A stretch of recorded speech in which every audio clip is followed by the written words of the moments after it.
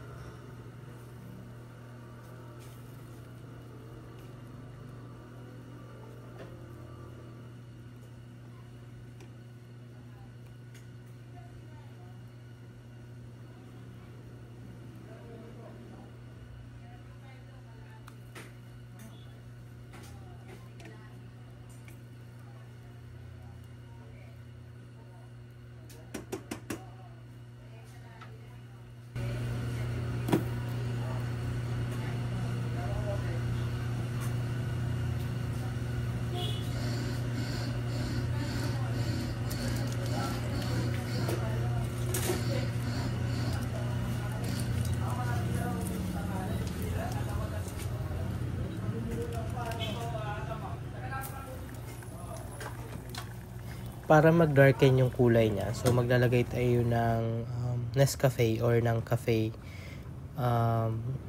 dito. So optional lang naman siya para mag-dark na yung kulay niya. So kung gusto niyo mas dark pa, pwede kang maglagay ng mas marami pang kape. So sa akin medyo light lang yung ginugol ko na kulay niya. So, ayan lang yung nilagay ko. Isang stick lang yung nilagay ko ng kape dyan. So, optional siya. So, pwedeng maglagay kayo o hindi.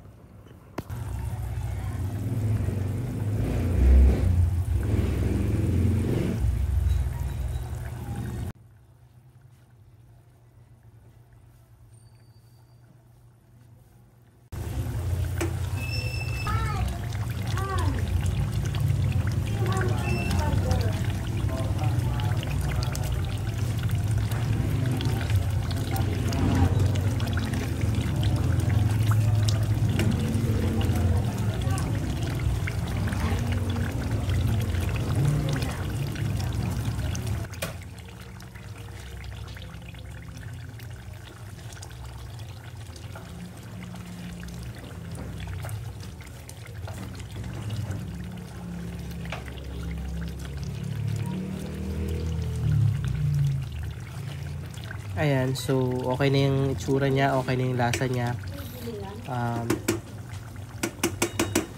So pwede na niyang i-serve. Okay, so that's all for now. It's me, Mark.